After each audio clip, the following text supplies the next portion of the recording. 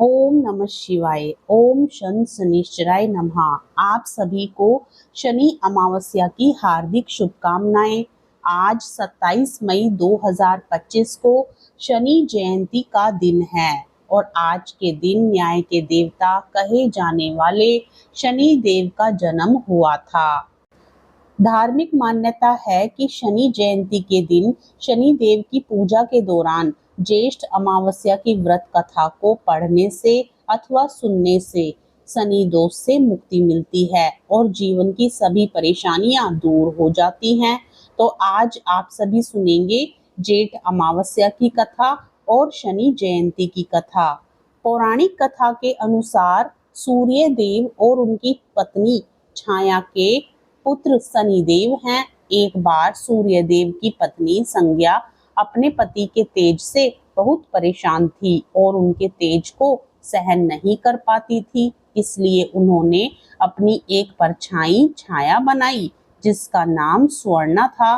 संज्ञा ने छाया को अपनी जगह सूर्य देव की सेवा में लगा दिया। संज्ञा ने स्वर्णा से कहा कि वह उनके बच्चे मनु, यमराज और यमुना की देखभाल करे और किसी को इस बारे में ना बताए। इसके बाद संज्ञा अपने पिता के घर चली गई। सुवर्णा ने पूरी निष्ठा से संज्ञा का रूप लेकर सूर्य देव और उनके बच्चों की देखभाल की। कुछ समय बाद सुवर्णा गर्भवती हुई और उनके गर्भ से शनि देव का जन्म हुआ। छाया के गर्भ से जन्म लेने के कारण शनि देव का रंग काला था और उनका स्वभाव भी थोड़ा गंभीर था। सूर्य देव को स्वर्णा पर संदेह हुआ कि उनका पुत्र ऐसा नहीं हो सकता क्योंकि शनि देव उनके जैसे तेजस्वी नहीं थे। इस पर सूर्य देव ने स्वर्णा और शनि देव का अपमान किया। इस अपमान से स्वर्णा बहुत दुखी हुई। ऐसा कहा जाता है कि शनि देव की मां छाया ने शिव जी की इतनी कठोर तपस्या की जिससे उनके शरीर में इतनी शक्ति आ गई कि गर्भ में पल रहे शनि देव का रंग काला पड़ गया और उनका स्वभाव भी तपस्वी जैसा हो गया। जब सूर्य देव ने शनि देव का अपमान किया तो शनि देव क्रोधित होकर सूर्य देव की ओर देखा। शनि देव की दृष्टि पड़ते ही सूर्य देव काले पड़ गए और उन्हें कुष्ठ रोग हो गया। सूर्य देव ने अपनी इस दशा से परेशान होकर भगवान शिव की आराधना की। तब भगवान शिव ने सूर्य देव को बताया कि शनि देव उनके ही पुत्र हैं और उनका अपमान करने के कारण ही उन्हें यह कष्ट हुआ है। भगवान शिव के समझाने पर सूर्य देव को अपनी गलती का एहसास हुआ और उन्होंने शनि देव से क्षमा मांगी। इसके बाद सूर्य देव को उनका पहला स्वरूप वापस मिल गया। तब से ऐसा माना जाता है कि शनि देव अपने भक्तों पर कृपा करते हैं, लेकिन जो लोग गलत कार्य करते हैं या उनका अपमान करते हैं उन्हें उनके कर्मों के अनुसार दंड देते हैं। प्रेम से बोलिए शनि देव भगवान की जय। हिंदू धर्म में ज्येष्ठ अमावस्या तिथि पितरों की शांति के लिए किए जाने वाले कर्म कांड के लिए महत्वपूर्ण मानी जाती है। इस दिन दान पुण्य करने का विशेष महत्व होता है। कहते हैं जो व्यक्ति इस दिन अपने पितरों के नाम से पिंडदान और तर्पण करता है उसके ऊपर से पितृदोष का अशुभ प्रभाव खत्म हो जाता है। कई लोग अमावस्या तिथि पर व्रत भी रखते हैं। इस दिन व्रत करने से मोक्ष की प्राप्ति होती है। आइए पूर्ण श्रद्धा भाव के साथ ज्येष्ठ अमावस्या की कथा को सुनते हैं। ज्येष्ठ अमावस्या की व्रत कथा के अनुसार एक गरीब ब्राह्मण परिवार था जिसमें पति पत्नी और उसकी एक पुत्री साथ में रहते थे। उनकी पुत्री समय के साथ साथ धीरे धीरे बड़ी होने लगी।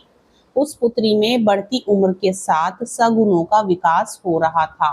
वो कन्या दिखने में बहुत सुंदर और संस्कारवान और गुणवान थी, लेकिन गरीब होने की वजह से उसका विवाह नहीं हो पा रहा था। एक दिन उस गरीब ब्राह्मण के घर एक साधु महाराज पधारे।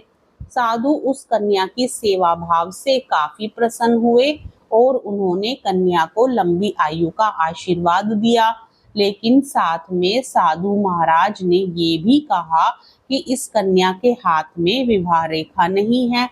तब ब्राह्मण पति पत्नी ने साधु से अपनी पुत्री का विवाह करने का उपाय पूछा। साधु महाराज ने कुछ देर विचार किया, इसके बाद अपनी अंतर्दृष्टि में ध्यान करके बताया कि यहाँ से कुछ ही दूरी पर एक गांव में सोना नाम की एक धोबिन महिला रहती है, जो बहुत ही संस्कार संपन्न और पति परायण है।